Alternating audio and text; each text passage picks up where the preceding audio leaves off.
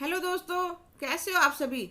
आज मैं आपके लिए कहानी लेकर आई हूँ। अरे बिटिया, बता दियो मायके आकर कब बसना है। सौम्या की शादी को 5 महीने हुए थे। पहले वह जब भी फोन करती चहकती रहती थी।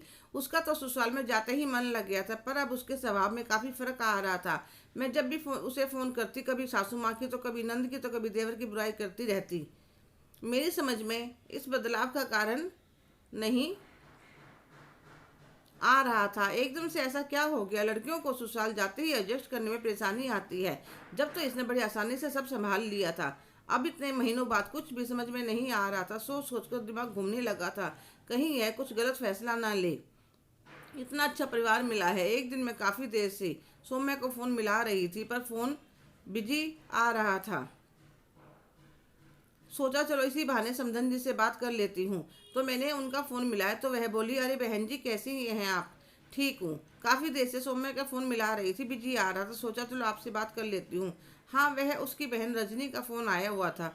अच्छा जी, आज रजनी का फ़ोन आया है सौम्या के पास। नहीं, आज नहीं। दोनों बहनों की बातें तो दिन में कई कई बार होती रहती हैं। और आप सुनाइए, घर पर सब ठीक है। कुछ देर बात करने के बाद फ़ोन रख दिया, पर मन बेचैन होने लगा। रजनी सौम्या के पास हर रोज़ फ़ोन क्यों करती है। रजनी मेरे जेठ की लड़की है, जो ससुराल से मायके में आकर बस चुकी है। पहले तो ससुराल वालों ने कई बार बुलाया, जब नहीं गई तो तलाक करवाकर अपने बेटे की दूसरी शादी कर दी।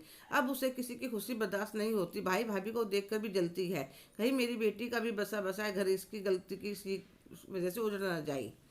कुछ देर बाद सौम्या का फ़ोन आता, मम्मी आपने फ़ोन मिलाया था। हाँ बेटा, मिलाया तो था, पर तुम्हारा बिजी आ रहा था। मैंने सोचा दामाद जी से बात कर रही होगी। अरे नहीं मम्मी, आज तो मैंने उनसे बात ही नहीं करी। क्यों, क्या हुआ। आज सुबह मैंने सब्जी बनाई थी, थोड़ा सा नमक तेज हो गया।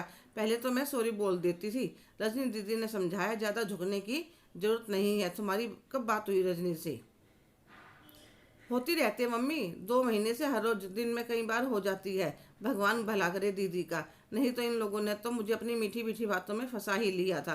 पहले मैं आलू के पराठे बनाती तो 2 की जगह 3 3 खा जाते थे।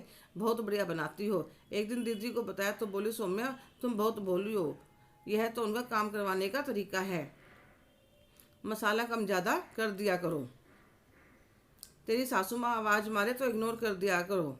पता है मम्मी, एक दिन मेरी सास का पैर फिसल गया। वह चिल्ला रही थी, बहू बहू, पर मैंने तो इग्नोर कर दिया। इतनी देर में यह आ गए और मेरे ऊपर ऐसे चिल्लाए जैसे मैंने ही धक्का दिया हो। फिर मेरी सासू माँ कहने लगी, बेटा सुना नहीं होगा, इसमें बहू बेचारी की क्या गलती है। और रश्मि दीदी कह रही थी, जीजा जी से थोड़ा दूर रहा कर, तभी उन्हें तेरी कदर होगी। हाँ, कह तो सही रही है। उसने जैसे जैसे समझाया तुम्हारी समझ में भी आ गया। क्यों, कहीं जाना है मम्मी। हाँ बेटी, अब तुम अपनी बहन के नक्शे कदम पर चलोगी तो थोड़े बहुत दिनों में तुम्हें भी तो उसकी तरह अपने मायके में आकर रहना पड़ेगा। अपने पति से अलग होकर। मम्मी आप यह क्या कह रही हो बेटा, आईना दिखा रही हूँ। जो अपनी गृहस्थी दूसरे के हिसाब से चलाते हैं, घर में छोटों को प्यार और बड़ों को सम्मान नहीं देते, तो वह रिश्ता कितने दिन चलेगा। आने से पहले बता दो, तेरा कमरा तैयार करवा दूंगी। वह चुप हो जाती। मैंने कहा, एक दिन देती हूँ तुझे सोचने के लिए, कौन कहाँ कितना गलत है, फिर मुझे अपना फैसला बता दियो। और मैंने फ़ोन काट दिया। सौम्या माँ की कही बातों के बारे में सोच ही रही थी, कितने में उसका पति नमन आ जाता है। वह देखते हुए हाथ धोकर अपने आप पानी लेकर पी लेता है। जबकि पहले तो आते ही कमरे में आता था, बाद में कमरे में आता है, अलमारी में से कपड़े निकालने लगता है। तो सौम्या कहती है, नमन सॉरी। किस बात के लिए। वह सुबह, सौम्या तुम भी बिल्कुल बच्ची हो जाता है कभी कभी। मैं तुमसे नाराज़ नहीं हूँ, बिल्कुल भी नहीं। फिर तुमने मुझसे पानी क्यों नहीं मांगा। अरे बहुत प्यास लगी थी, और मैं समझता हूँ सौम्या, तुम अपना घर छोड़कर आई हो, नई जगह है, नए लोग हैं, थोड़ा समय लगता है पगली। पता नहीं क्या क्या सोच लेती हो। तो सौम्या उसके गले लग जाते, तो वह कहता भी नहीं। रात को तो सौम्या धत कहती हुई रसोई में चाय बनाने चली जाती है। सुमन जब नमन सो सुबह जब नमन सोकर उठता है तो उसे बड़ी अच्छी खुशबू आते हुए भागकर रसोई में जाता है। आलू के पराठे बनाए हैं क्या। हाँ नमन ठीक है, तो मैं नाश्ते में खाकर भी पराठे जाऊंगा और लेकर भी आलू के पराठे ही जाऊंगा। सारा परिवार पराठे खाते हुए सौम्या की खूब तारीफ करते हैं। इतनी देर में रजनी का फ़ोन आ जाता है। वह फ़ोन उठाकर कहते हैं, दीदी नाश्ता बना रही हूँ, थोड़ी देर में मिलाती हूँ। कहकर फ़ोन काट देती है, उसका नंबर ब्लॉक कर देती है। दोपहर को अपनी माँ के पास फ़ोन मिलाती है तो वह कहती है, "अरे, और बिटिया सोच लिया क्या करना है क्या तुम्हारे लिए। मम्मी मैं बहुत शर्मिंदा हूँ, पता नहीं मैं आपके दिए संस्कार कैसे भूल गई और अपने रास्ते से भटक गई, पर आपने मुझे गलती करने से बचा लिया। अब मैं आगे कभी किसी बात की बातों में नहीं आऊँगी। शाबाश बिटिया, मुझे तुमसे यही उम्मीद थी और मुझे गर्व है कि तुम मेरी बेटी हो जिसे इतनी जल्दी अपनी गलती का एहसास हो गया। आई लव यू माँ, आई लव यू बिटिया। हेलो दोस्तों, कैसे हो आप सभी? आज की कहानी आपको कैसी लगी? कमेंट करके ज़रूर बताइएगा।